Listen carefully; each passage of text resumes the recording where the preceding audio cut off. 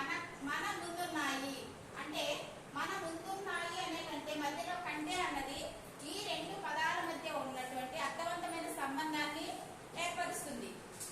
అవునా కాదా?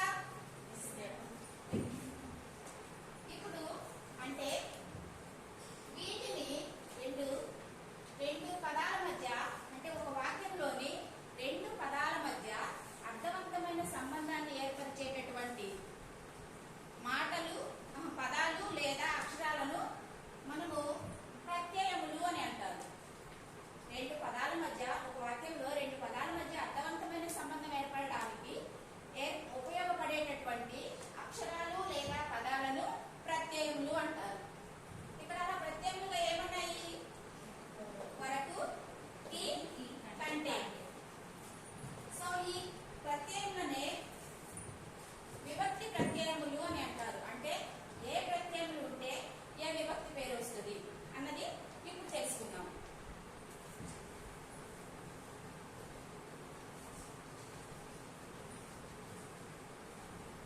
నేను లాస్ట్ లో క్వశ్చన్స్ అడుగుతానమ్మా, జాగ్రత్తగా రండి. విభక్తి ప్రత్యయములు, విభక్తి ప్రత్యయములు.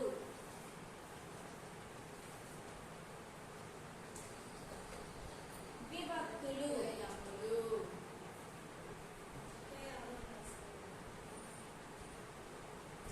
విభక్తులు. ఒకటి ఫిఫ్త్ క్లాస్ ఎవరు నేర్చుకున్నారమ్మా? ఎవరు చెప్పారు? అవునా, వెరీ గుడ్ గర్ల్స్. ఓకే చూడండి అమ్మా. దూము, పూలు. ప్రథమ విభక్తి,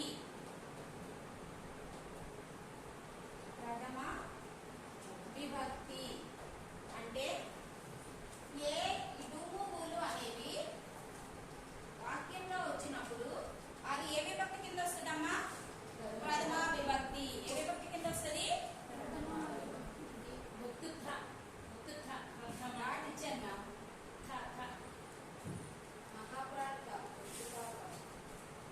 నిన్,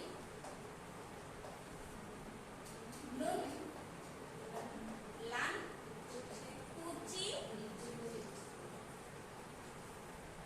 గురించి. ద్వితీయ విభక్తి, ద్వితీయ విభక్తి. ఈ నిన్, నున్, లలో ఎన్, ని, ను, లా, కూర్చి, గురించి కూడా అనవచ్చు. నిన్, నున్, లన్, కూర్చి, గురించి. ఏ విభక్తి అమ్మా?